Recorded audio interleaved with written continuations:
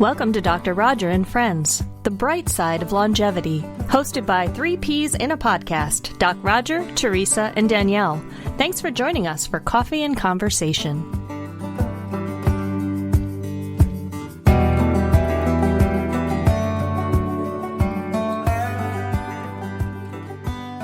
Hi there, I'm Dr. Roger Landry, and this is We're All in This Together, because we are, and I'm together today, once again, with Teresa and Danielle.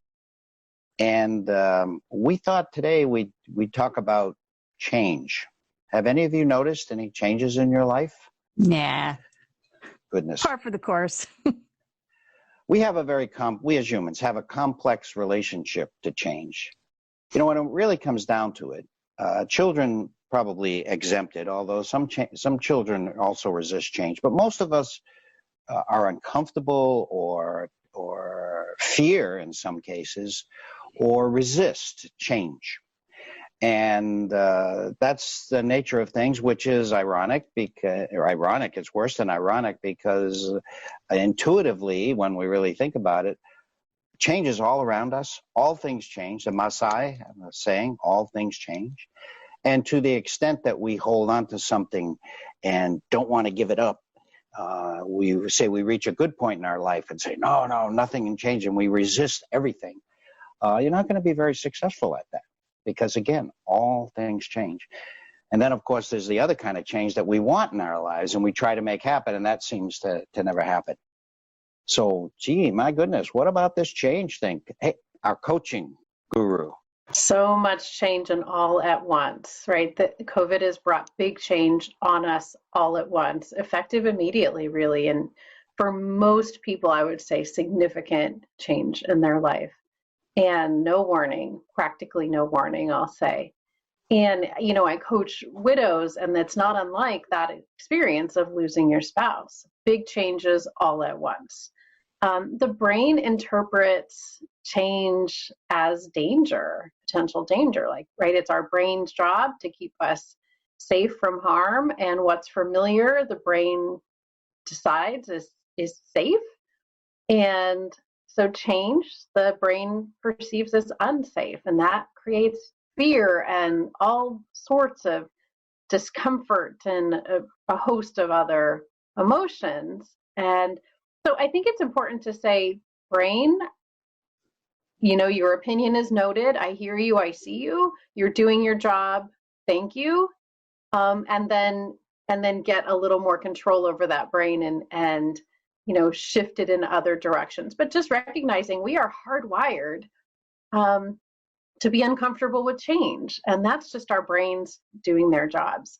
You know, when we feel this fear from change, we grieve, and grief and fear are so intertwined, but we grieve for what was.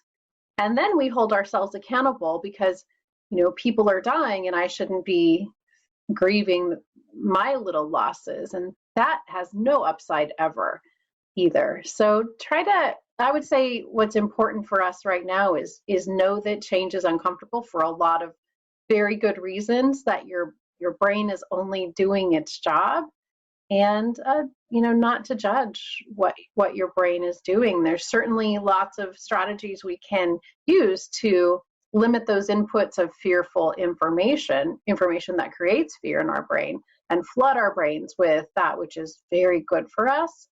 And that can help us a lot. But just recognizing that your brain isn't hardwired to be excited about change, and that's okay. I like that, because you're talking a lot about self-compassion, and it's something that we maybe are lacking because we're judging our reactions to stress. And it's also interesting because Doc Roger always talks about kaizen, you know, take small steps. Well, we took a whole bunch of giant steps all at once because we had no choice. So everything inside is, so yes, I like that, the idea of kind of wrangling your thoughts, focusing your attention, practicing self-compassion. I always talk about being mindful. So we plan as much as we can, but just understand stuff's going to change sometimes by the hour. And the more we just focus on what we can control and create our schedule, that's going to give us hopefully some groundedness. So be mindful, have a plan, have some sort of schedule that can be your anchor when you feel like you're kind of going in a million directions. And then, as Roger, as you've said, accept. Because just saying, resisting is not going to do anything. At some point, you're going to be, okay, this is the way it is. And there's some kind of stress relief in just accepting and knowing that, hey, I did everything I possibly can. I'm just going to have to kind of sit with what's here. So I guess my last thought would be find the lesson, because we got lessons that we didn't want to get in flexibility and patience and in communication skills with other people. So we didn't ask for those, but I think we've all grown a little bit out of this. So if you can take some things from this to move forward, I think it will help put things in a little bit of a different perspective. I knew this was going to be a great topic. Thank you both. That was great information. I think that acceptance of as Danielle said, of what is, what we can change, let's change. So let's make this new life the best it can be, and maybe we can do that in small bites, like Kaizen. So each day we change something, and therefore make it a much more acceptable and pleasurable experience. But the thing is, someone has said, I wish I remember who said it, but there's been a lot of wisdom that's been out there on the net. And this one said, this is a historic time. Probably never again, hopefully never again in our lives, we would ever experience something like this. And if it's seen as an opportunity, and some of us are, time with family, time slowing down, rethinking your life, rethinking your job, rethinking what you get value from, what you get enriched by, and just the ability to be mindful. What a gift. So there's challenges. We don't want to be Pollyanna about this, but there are some lights here in this challenge. So we hope that you pursue those, and that you what's the one? I don't know the whole phrase. Is to give me the strength to accept, to change what I can and accept what I can't. And I think we're in one of those situations. And the wisdom to know the difference. And the wisdom to know the difference. I forgot the most important part. Thank you, Danielle. That is probably the saying of the day.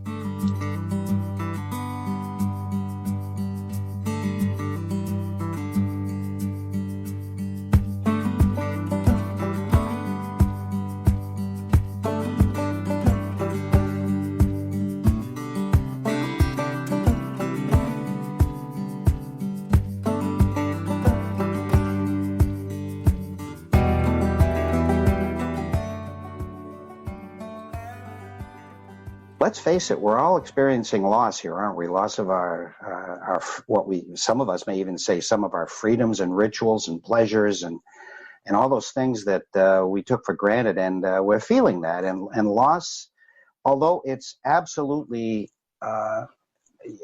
you cannot take it away from just being alive. Loss is an essential component of living. And as we live through our lives, through our lifespan, we experience loss, but that doesn't make it any easier. The point is, particularly with aging, when we talk about aging, but certainly with this, is that it doesn't all have to be about loss. Certainly there are things that have been there, but we can still grow, we can gain, we can be very positive, and we can be gaining lots of things. And if you get a little negative, you get a little, maybe you're a little petulant, or you're complaining about the losses that you've had, be easy on yourself. I'm going to give you a little pat on the back in the sense that this is normal. So our ancestors, we have a negativity bias that we inherited from our ancestors. And it came because if one of our ancestors was walking down a path, there was a brown thing in the grass, it was much better if he thought that was a lion than he just assumed it was a rock. You know what I mean? So you make the mistake. And so we tend to focus on the negative. And if we hear something negative, we tend to ruminate on that much more than something positive. It's just the nature of things. So it's okay that you have this, but you don't have to live that way. It's not healthy. it's not pleasant, and it's not good for those around you. And I have 2 colleagues going to help you with that. So, Teresa. There's so much scarcity, and I guess there's nothing like a pandemic to spark feelings of scarcity. So I've been thinking a lot about scarcity versus abundance and that mindset. So as we know, there's scarcity of access to food, to hand sanitizer, to soap, to like basic things. There's so much information out there, but I feel like there's scarcity of the valid, really helpful to us information. Scarcity of money as we watch the stock market do its thing, just the economic fallout. For those with kids at home who are trying to work, there is scarcity of time to actually do the work, scarcity of the ability to interact with people that we love, scarcity of even time to serve all the people that we want to serve. And for some, there's scarcity of work. There's just not the work. And it's, so there's so many circumstances that can put us into this scarcity mindset. And it's easy to think that it is those very circumstances that directly cause our sense of scarcity. But actually, feelings of scarcity or abundance or any other feeling is something that we create in our minds, which is really good news. There's this protective shield between our circumstances and how we feel. And that protective shield is our thoughts, which is our superpower. It's really good news. So we can feel scarcity only if we choose to think thoughts that produce feelings of scarcity, or we can choose other thoughts that still feel true to us, but create a different feeling altogether. Here's an interesting example. Did you guys know that General Electric, General Motors, IBM, Disney, HP, Hyatt, Trader Joe's, FedEx, and Microsoft, they all have one thing in common. Do you know what it is? No. They're big. They are big, and they all started during a recession. Wow. Really? I didn't know that either. And here's another one. Facebook and Google were both launched right before economic meltdowns. So my point is that those leaders saw opportunity when a lot of others were spinning in that scarcity mindset. And we can choose that for ourselves too. So 2 things to consider. What if this pandemic and all that means were just like a weight that we could lift in the gym? It's heavy, of course, but it serves a purpose if we choose to pick it up. Makes us stronger. It's a good way to think of any challenge. And another thought, if we can keep the long term in mind, then we can see this as truly just a blip in time, even an opportunity to better manage our minds and to think thoughts that serve us. So our brains certainly can spiral on scarcity, and they often do. That's the nature of human brains, as you said, Dr. Roger. Keep us safe. If we acknowledge that as normal, though, and then ask our brains to consider abundance. So for every area of life that seems to represent scarcity, ask our brains to think of 2 areas of abundance. Our brains can do that work. So this can actually be a time to enjoy abundance and even create more abundance, but it's completely up to us. And I see that as really good news. Those are some really great thoughts. And when you're thinking about abundance and lack, it always brings to mind the Cherokee proverb that many people have heard, where the grandfather is talking to his grandson, and he said, there are 2 wolves that live within each of us. One is very negative, and it comes from a place of guilt, resentment, sorrow, regret, anger. And then there's the positive wolf that comes from joy and peace and empathy and compassion. And the young grandson says, well, which one wins? And he says, the one you feed. So which wolf are you going to feed? If you're feeding something about a lack, you're not going to necessarily get the results you want. And from a financial perspective, negative emotions are coming from that negative wolf makes us hyper-focus and limit our choices. So think being chased by a tiger, you don't care what else is going on around you except getting away. So you're really narrowing your focus. But if the tiger is money, then you're really narrowing what you can do and the options that may be presented to you.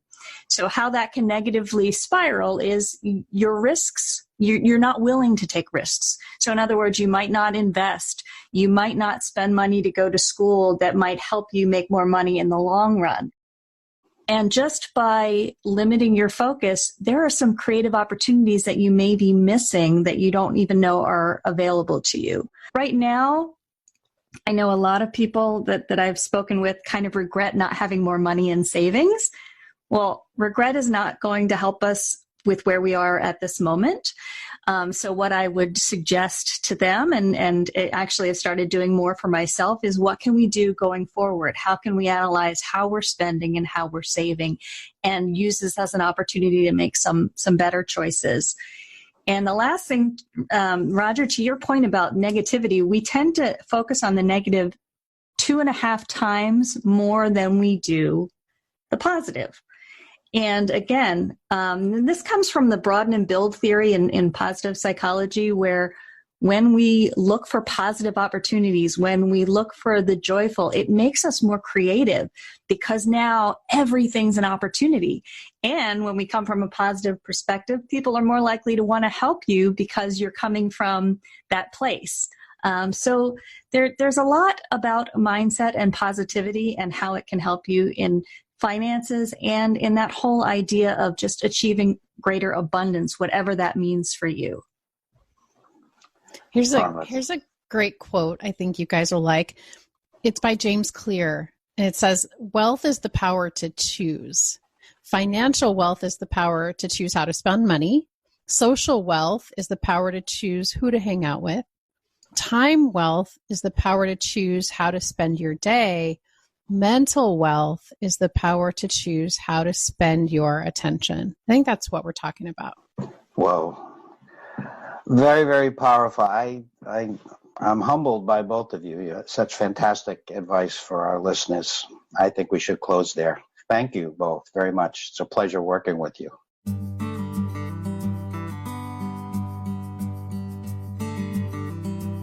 You've been listening to Dr. Roger and Friends, The Bright Side of Longevity. If you like the show, please rate and review, and be sure to click to follow.